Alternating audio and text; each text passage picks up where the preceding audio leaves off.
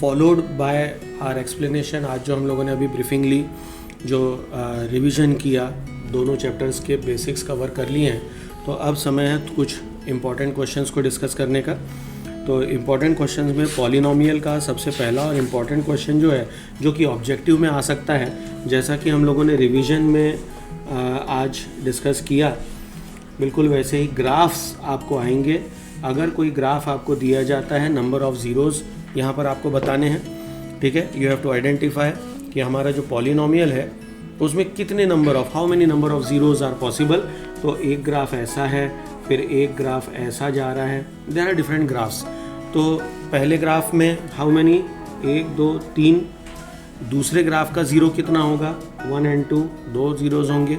और अगर कोई ग्राफ ऐसा चला जाता है then it will have only 1 zero. तो इस तरह से आपके बुक में, जो पुरानी बुक अगर आप लोग रेफ़र कर रहे हैं, तो पुरानी बुक पेज नंबर 28 आप देखें, एक्सरसाइज 2.1 का पहला सवाल इसी से डील करता है। Now very important point here is to understand and remember कि अगर कोई ग्राफ ऐसा बस लाइन को टच करके भी जाता है तो भी उसको माना जाएगा वो ज़ीरो है, ठीक है, ये ना भूलें। यहाँ पर आप देखें एग्जाम्पल में, अपने जो क्वेश्चन है, क्वेश्चन नंबर 1 का 6th वाला एग्जाम्पल देखिए, जो क्वेश्चन है 6th वाला। तो 6th वाले में 1 और 2, 2 बार वो टच करता है, एक बार इंटरसेक्ट करता है, राइट। 2 बार टच करता है, एक बार इंटरसेक्ट करता है। बुक रेफर करिए, एक्सरसाइज 2.1 क्वेश्चन नंबर 1 का 6th वाला जो ग्राफ है, मैं उसकी बात कर रहा हूँ, ठीक है।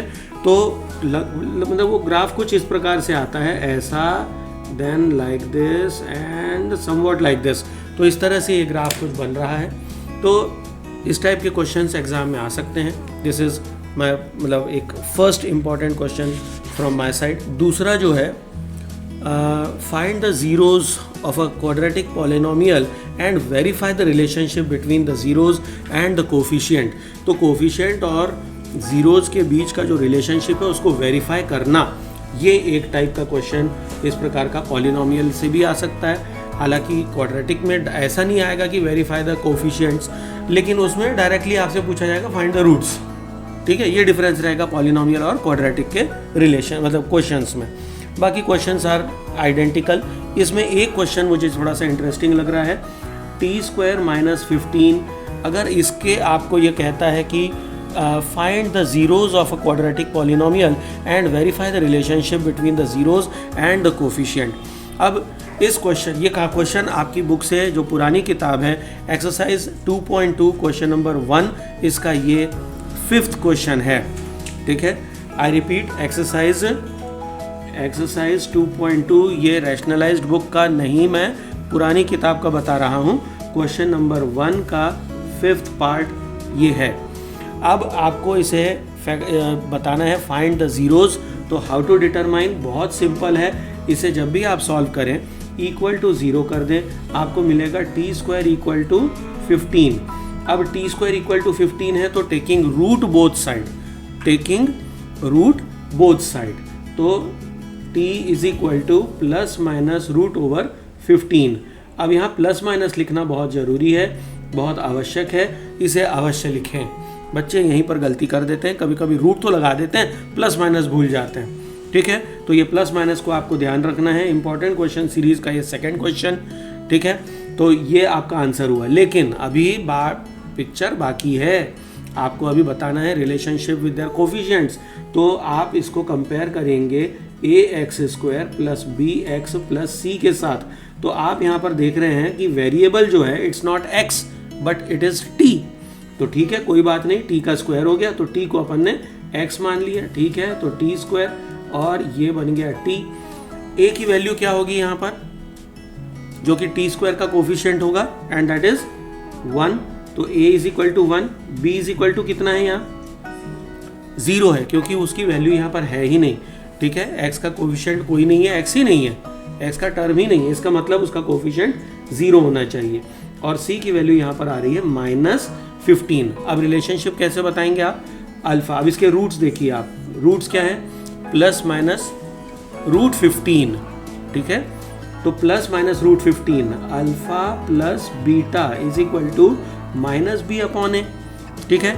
रिवीजन में कवर हो चुका है। अगर आप फास्ट रिवीजन भी करना चाहते हैं तो ऊपर आई बटन पर क्लिक करें and just go through that revision part जिसमें पूरी थियरी मैंने कवर की है, ठीक है। और ये इंपॉर्टेंट क्वेश्चन सीरीज आप एक बार फिर से देख लें। ओके, अब इसको कैसे वेरीफाई करेंगे? तो आपने पहले रिलेशनशिप लिख दिया, alpha and beta are the roots, therefore आप अल्फा रूट बीटा कैसे निकालेंगे? रूट 15 प्लस में ले लिया माइनस रूट 15 ले लिया is equal to minus B upon A कितना है? 1 है। अब दोनों तरफ आप देखिए 0 आना है क्योंकि root 15 minus root 15 is 0 and equal to minus sign. आप कुछ बच्चे परेशान, सर माइनस का क्या करें?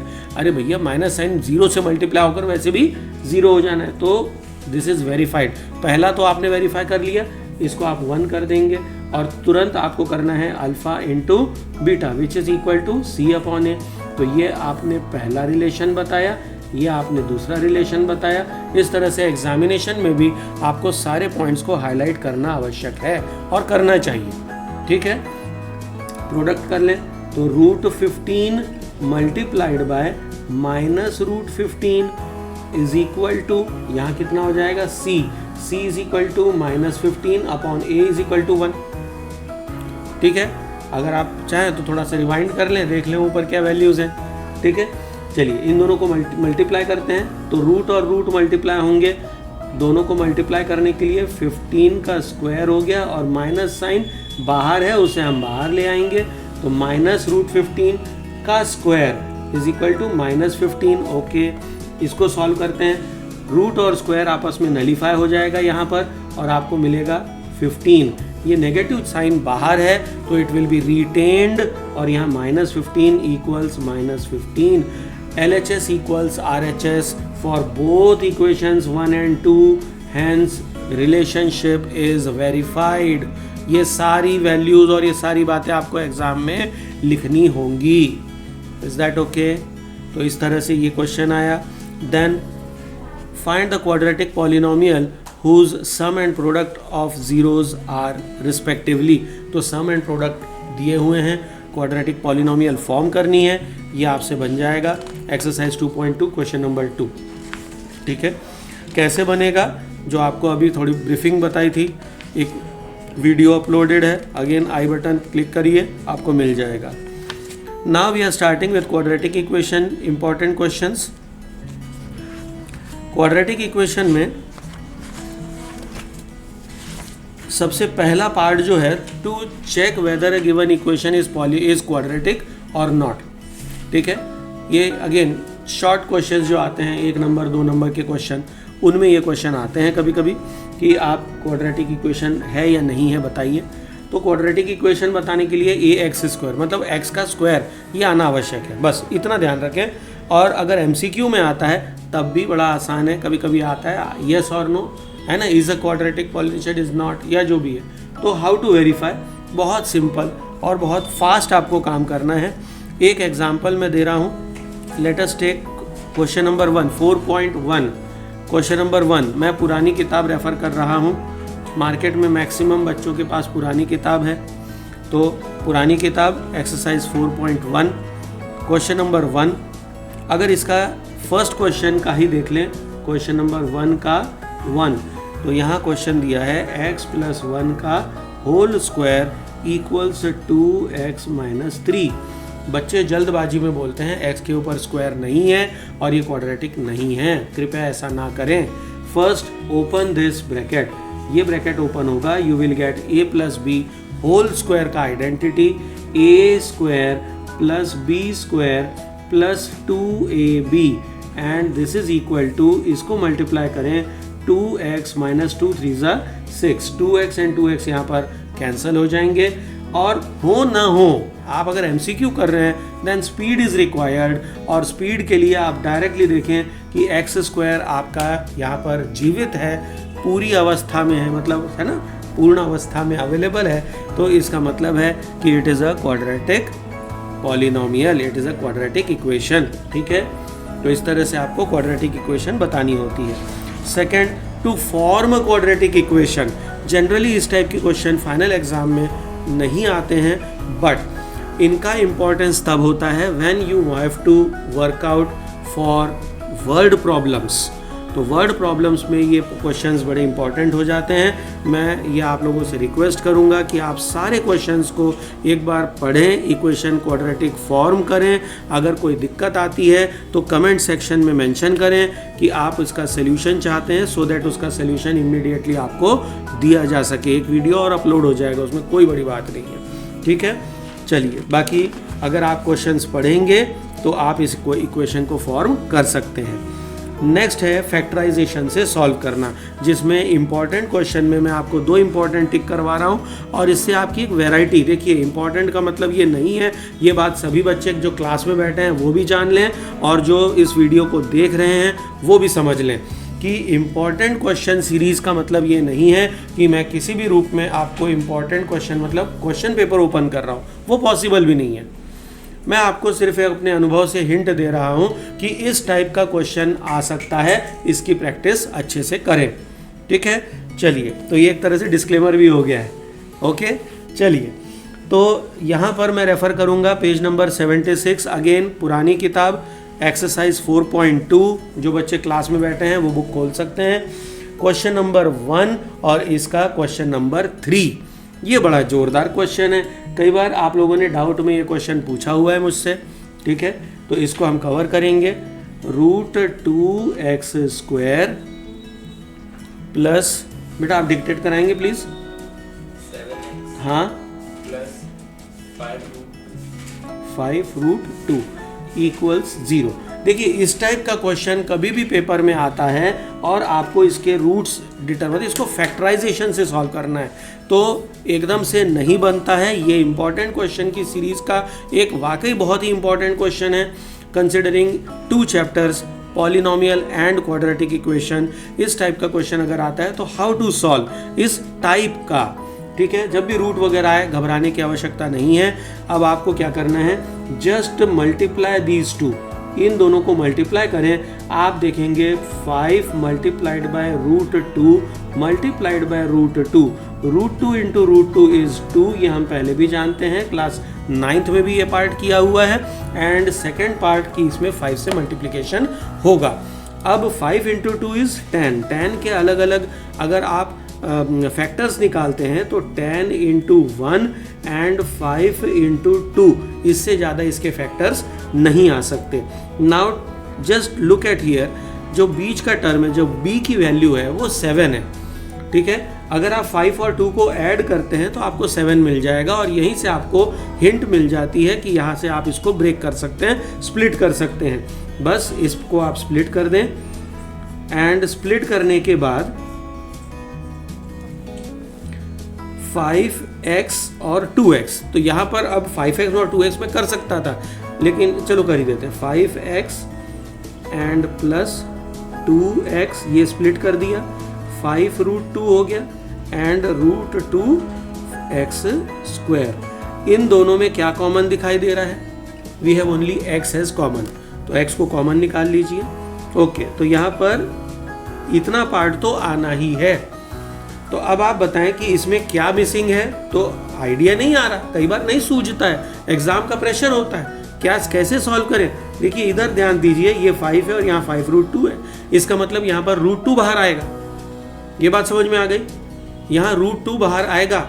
जो क्लास 9th के भी बच्चे इस क्लास में बैठे हैं, थोड़ा सा ध्यान दें, पॉलिनोमियल चैप्टर में भी इस टाइप के क्वेश्चन आ सकते हैं, जस्ट गो थ्रू, ठीक है। तो यहाँ से मैंने √2 कॉमन निकाल लिया। अब एक बार सॉल्व करके देख लेते हैं, क्या √2 into √2 is 2, yes we are getting it. क्या √2 इंटू 5 से हमें √5√2 मिल रहा है, यस वी आर गेटिंग। इसका मतलब this is how it will be solve और आपका ये फैक्टराइजेशन बिल्कुल सही चल रहा है। अब आप इसको आगे बढ़ाएं, x प्लस √2 इन दोनों को ले लिया और रिमेनिंग पार्ट आपने अलग कर लिया, √2x प्लस 5 इक्वल्स 0, और इस तरह से आप इसको फैक्टराइज कर पाएंगे। I hope this is clear, ठीक है। तो ये एक इम्पॉर्टेंट क्वेश्चन के फॉर्म में, इसके अलावा भी अगर आपको कोई क्वेश्चन इम्पॉर्टेंट मतलब आपको लगता है कि आप सॉल्व नहीं कर पा रहे हैं, एग्ज़ाम्स पास आ रही हैं, तो आप मुझे वो क्वेश्चन कमेंट सेक्शन में मेंशन कर दें। पुरानी किताब या रैशनलाइज किताब, उसे भी ज़रूर मेंशन करें कि आप किस किताब से रेफ़र कर रहे हैं, ठीक है, और आप उसे कमेंट में डालिए, आपको इमीडिएटली उसका रिप्लाई दिया जाएगा। नेक्स्ट इम्पॉर्टेंट क्वेश्चन सीरीज में इसी क्वेश्चन मतलब इसी एक्सरसाइज 4.2 का जो 6th क्वेश्चन है कॉटेज इंडस्ट्री वाला, ये क्वेश्चन इम्पॉर्टेंट है क्योंकि इसमें कई बार होता ही है कि हम इक्वेशन फॉर्म नहीं कर पाते हैं। Now students, quadratic equation chapter को अगर हम थोड़ी देर के लिए भूल जाए और ये क्वेश्चन आपके एग्जाम में आता है तो it's very difficult to identify first of all कि whether a given question is of linear equation in two variable या पॉलिनोमियल या क्वाड्रेटिक इक्वेशन कहाँ से आया है या एपी का सवाल है, वी डोंट नो, ये हमें नहीं पता है। ठीक है, तो how to deal with this type of questions, आप इसे बिल्कुल normally linear equation in two variable की तरह ट्रीट करें। ठीक है, हाउ टू सॉल्व, देखिए क्वाड्रेटिक अगर है तो अपने आप फॉर्म हो जाएगी और इसका सोल्यूशन मैं केवल क्वाड्रेटिक इक्वेशन के फॉर्मेशन तक बताऊंगा। आगे इसका जो सोल्यूशन है वो बाय फार्मूला मेथड या बाय फैक्टराइजेशन आप इसे स्वयं सॉल्व करेंगे। जस्ट इन केस अगर दिक्कत आती है प्लीज़ कमेंट। चलिए, क्वेश्चन कहता है the cottage industry produces a certain number of pottery articles in a day. इसका मतलब यहाँ पर जब सर्टन वो खुद ही एक वेरिएबल के फॉर्म में बात कर रहे हैं तो we can take that as one of the variable. Let number of articles produced be x. तो आप यहां पर सबसे पहले लिखेंगे कितने आर्टिकल बन रहे हैं, एक्स बन रहे हैं।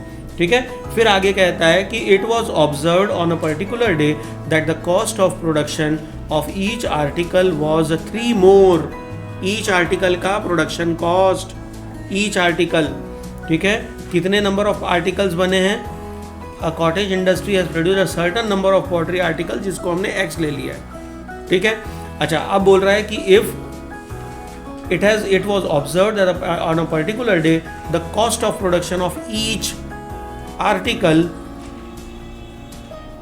was 3 more, मतलब आगे कुछ बात हो रही है। तो अब यहां पर बात आती है cost of article, cost of each article. अगर मैं इसे y ले लूं, ठीक है, तो एक बहुत सिंपल सा एक क्वेश्चन मतलब एक इक्वेशन बनती है कि टोटल कॉस्ट इनके प्रोडक्ट में आएगी, इनके मल्टीप्लिकेशन में आएगी। कैसे कि अगर टोटल कॉस्ट की बात आती है, टोटल कॉस्ट, तो टोटल कॉस्ट कैसे आएगी, जितने प्रोडक्ट हैं और जितने का प्रोडक्ट एक है, cost of production of one article, इससे आपको टोटल कॉस्ट मिल जाएगी, मतलब x इंटू वाई।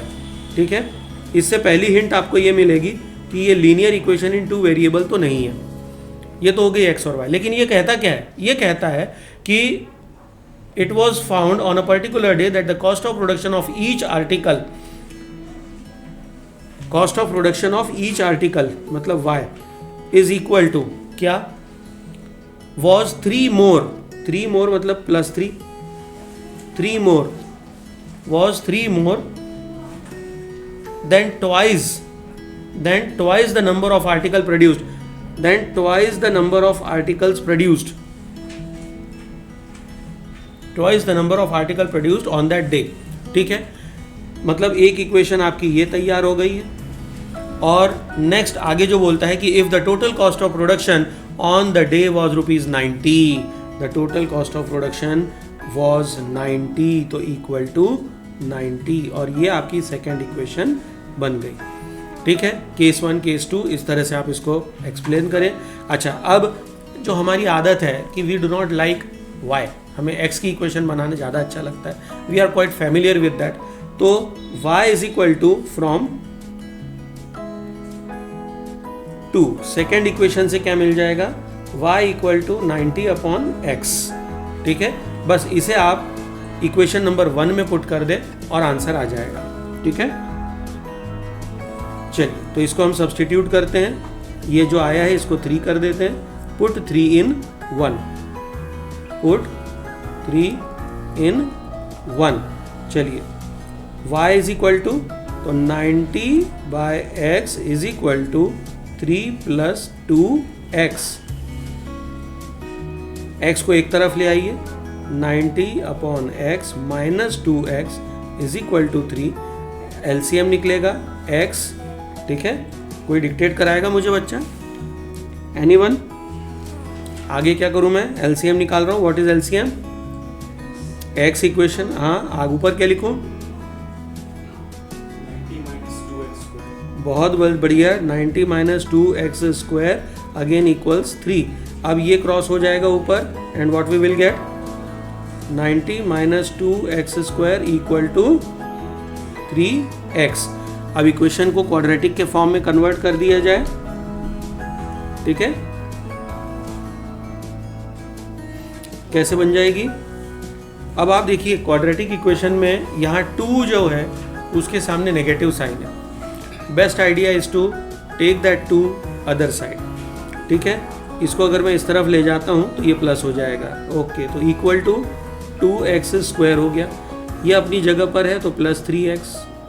यहाँ भी बच्चे गलती करते हैं ट्रांसपोजिशन के नाम पे, प्लस माइनस की गलतियाँ। थोड़ा सा ध्यान दीजिए, सब सही बनेगा, ठीक है। एंड इसके बाद ये 90 इधर से इधर जाएगा तो minus 90 equal to 0 and this is your quadratic equation formed. अब आप इसे सॉल्व करें और सॉल्व करके आप बताएं, वेरीफाई करें कि आपका आंसर सही आ रहा है या नहीं आ रहा है, ठीक है। तो x पहले डिटरमाइन हो गया, फिर उन्होंने पूछा क्या है इसमें? Find the number of article produced and the cost of each article, मतलब x और y दोनों आपको बताने हैं। तो once x is determined, y को भी आप डिटरमाइन करें। अब ऐसी स्थिति में कभी कभी क्या होता है, x की एक क्वाड्रेटिक इक्वेशन फॉर्म हुई है, कभी कभी आपको आंसर एक प्लस और एक माइनस में आता है। तो जो नेगेटिव वैल्यू है that is not to be determined, उसको हम कंसिडर नहीं करते हैं, is not to be considered, उसे आप छोड़ दें और आप जो पॉजिटिव वैल्यू आई है उसे लेकर के सोल्यूशन आगे प्रोसीड करें, ठीक है। पूरी बात समझ में आ गई? चलिए, तो ये इम्पॉर्टेंट क्वेश्चन सीरीज का ये तीसरा क्वेश्चन इम्पॉर्टेंट, तीसरा ये चौथा है जागरूक अवस्था में है, थर्ड है पक्का? ओके, चलिए। तो ये हम लोगों ने कुछ इक्वेशंस डिस्क्राइब की जिनको सॉल्व करना रहता है। नाउ एक क्वेश्चन मैं यहाँ पर देख रहा हूँ जो कंप्लीटिंग द स्क्वायर के फॉर्म में लिखा है, exercise 4.3। Now students, completing the square course में नहीं है, लेकिन इस एक्सरसाइज को आप इग्नोर ना करें, ये मैं बार बार रिकमेंड करूँगा कि आप इसे इग्नोर ना करें। इसके भी क्वेश्चन जो वर्ड प्रॉब्लम्स हैं उनको उठाएं, सॉल्व करें। ऑफ कोर्स सोल्यूशन का मेथड आपका अपना होगा, either you solve it by formula method और by factorization, but solve it, इसे सॉल्व ज़रूर करें, इसके क्वेश्चंस आ सकते हैं, ठीक है। ऑफ कोर्स रैशनलाइज्ड किताब में कुछ क्वेश्चंस नहीं हैं, इसमें आप क्वेश्चन नंबर एक्सरसाइज जो पुरानी भी किताब है एक्सरसाइज 4.3 क्वेश्चन नंबर 8, 9 इनको आप इम्पॉर्टेंट टिक कर लें, ये इम्पॉर्टेंट क्वेश्चंस हैं, इनके मैं आपको इक्वेशन फॉर्म करके बता रहा हूँ। चलिए, question number 8, a train travels 360 kilometre in at a uniform speed. तो इसका मतलब ये है कि किसी डिस्टेंस को ये कवर कर रही है 360 किलोमीटर को। डायग्राम ज़रूर बना लिया करें जब भी आप क्वेश्चन को सॉल्व करें। ये हमारी पुरानी किताब जो कि रैशनलाइज्ड नहीं है, एक्सरसाइज 4.3 इसका क्वेश्चन नंबर 8 डिस्क्राइब या एक्सप्लेनेशन चल रहा है। डायग्राम में आपने बना लिया, 2 स्टेशन हैं ए और बी, इसके बीच में एक ट्रेन दौड़ती है with a uniform speed, let us say that speed is x, ठीक है, ये स्पीड हो गई। आगे कहता है कि if the speed has been 5 kilometre per hour more, इसका मतलब इसकी यूनिट किलोमीटर पर आवर में होनी चाहिए। अगर ये स्पीड 5 की स्पीड से ज़्यादा होती, अगर ये स्पीड 5 किलोमीटर प्रति घंटे की रफ्तार से अधिक होती, it would have taken 1 our less. इसका मतलब इस रफ्तार से चलते हुए अगर उसने टाइम t लगाया है तो इस रफ्तार से चलते हुए टाइम कितना लगेगा? 1 आवर लेस, t - 1। इतना सब क्वेश्चन आपने पहले बना लिया, उसके बाद आप इसको सॉल्व करेंगे। यहाँ तक समझ में आ गया सबको? आगे कह रहा है find the speed of the train, x पूछ रहा है, ठीक है। ओके, ये डायग्राम क्लियर हो गया है ना? ऐसा डायग्राम बनाएं कि आप क्वेश्चन को खुद मन में पढ़ सकें कि दो स्टेशंस हैं, दोनों के बीच की दूरी 360 किलोमीटर है, x किलोमीटर पर आवर की यूनिफॉर्म स्पीड से ट्रेन चलती है, t टाइम लगाती है। अगर स्पीड 5 किलोमीटर प्रति घंटा से मोर हो then time will be reduce by 1 hour. Yes, सही है। देखिए मैं उसी को देख के बोल रहा हूँ, है ना, अब बुक नहीं पढ़ी मैंने। तो ऐसे आपको इक्वेशन को फॉर्म करना होगा। अब इक्वेशन कैसे फॉर्म होगी, देखिए यहाँ पर इंपॉर्टेंट बात आती है, speed is equal to distance upon time. Class 9th का ये फॉर्मूला था, हम लोगों ने पढ़ा हुआ है। Speed is equal to distance upon time, this is our case 1। और इससे हमें फर्स्ट इक्वेशन मिल गई। मैं इससे t की वैल्यू निकालूंगा, t is equal to 360 upon x। क्यों किया ऐसा? Because we are not interested in t। ये t क्या होगा आगे सब्सटीट्यूट हो जाएगा, ठीक है। चलिए ये तो हो गई हमारी फर्स्ट पार्ट, इसको मैंने इक्वेशन 1 लिख दिया।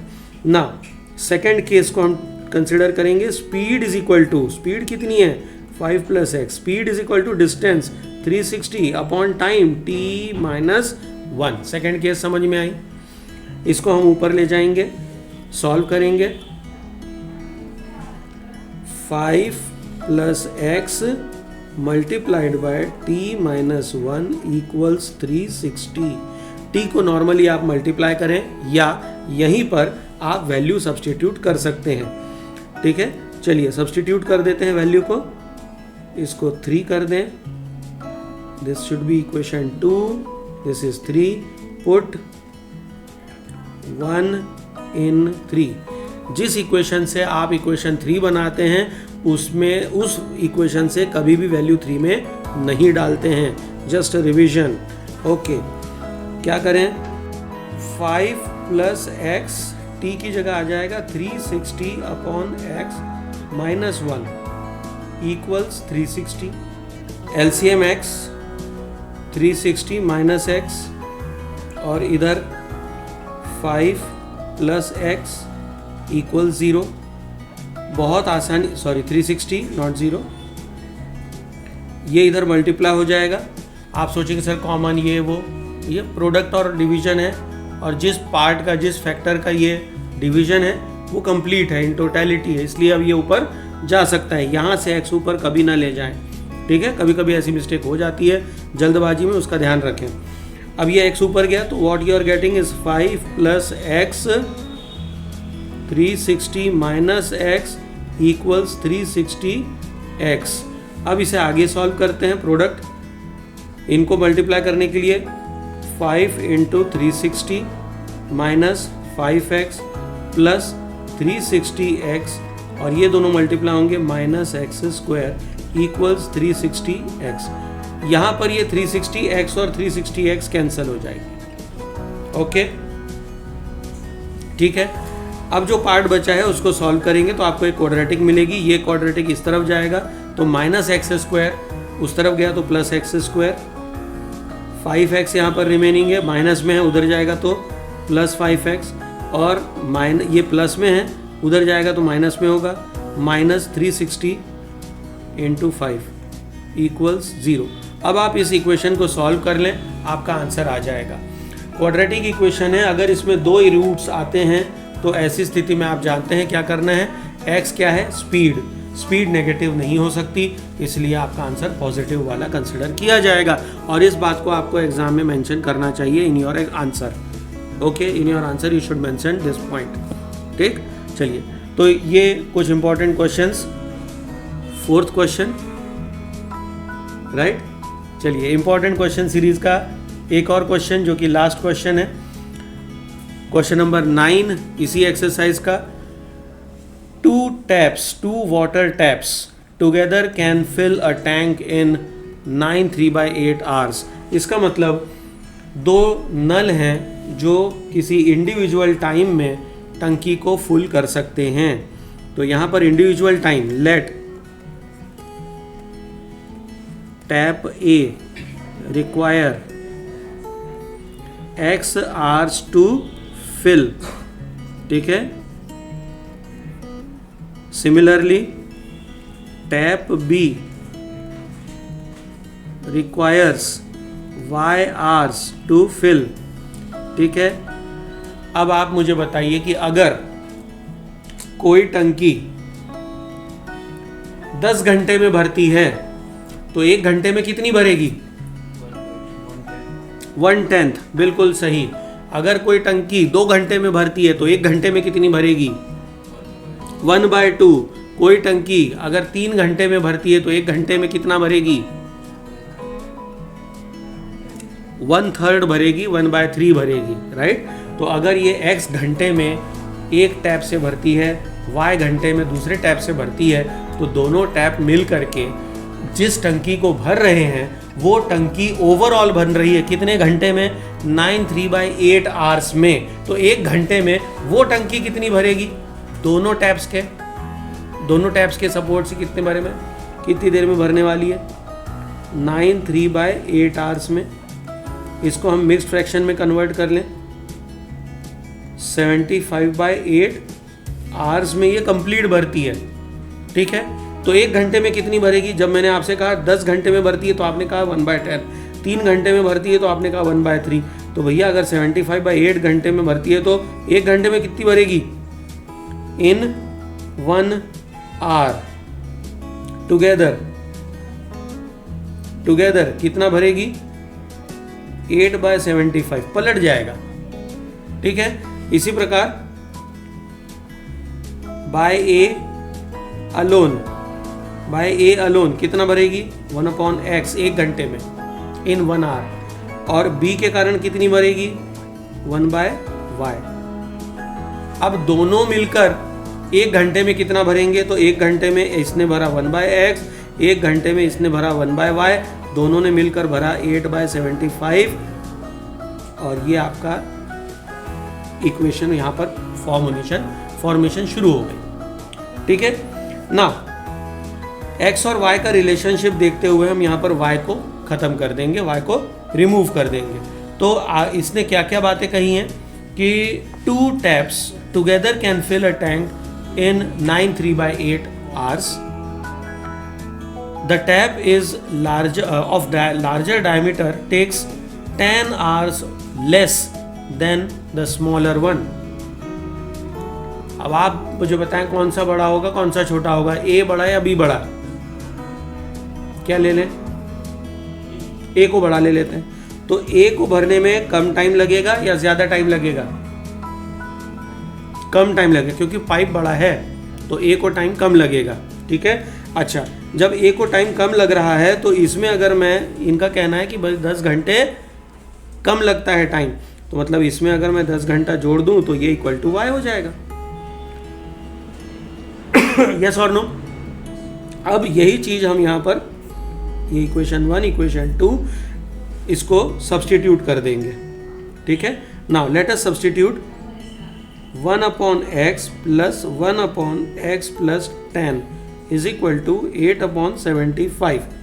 अगर इनको हम LCM निकाल ले तो x into x plus 10 equals 8/75। ऊपर क्या आएगा? इनका क्रॉस मल्टीप्लिकेशन। ऊपर क्या आएगा? इनका क्रॉस मल्टीप्लिकेशन। कैसा आएगा? x plus 10 multiplied by 1 is same plus x। और अब आपकी इक्वेशन फॉर्म हो रही है। 75 का भी प्रोडक्ट होगा और 8 के साथ इसको हम मल्टीप्लाई कर देंगे। इसको सॉल्व कर लेते हैं।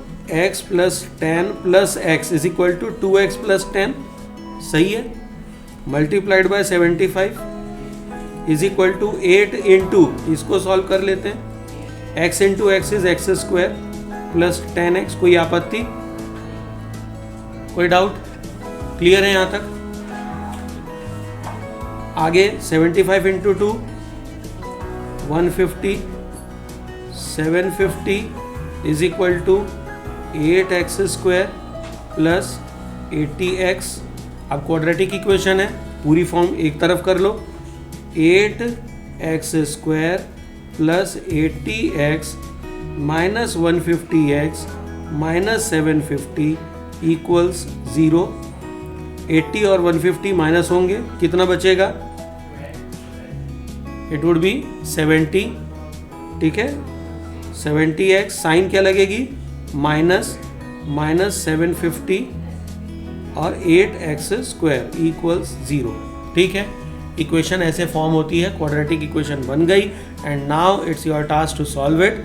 इसे सॉल्व करके देखिए, x की वैल्यू आएगी, उसके बाद आपको y की भी डिटरमाइन करनी है, क्योंकि उन्होंने क्या कहा है, find the time in which the each taps can separately fill the tank.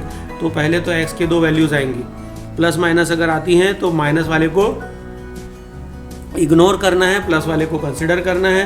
Plus वाले से आप y की वैल्यू डिटरमाइन करेंगे और दोनों की टाइम बताएंगे। क्लियर है?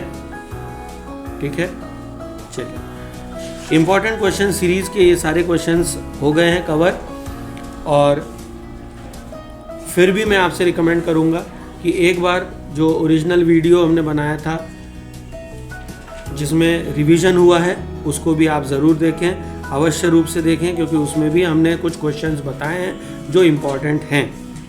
ठीक है, चलिए। तो 2 चैप्टर्स यहाँ पर हमने कवर किए हैं, polynomial and quadratic equation. Thank you students, take care, all the best, Vande Mataram.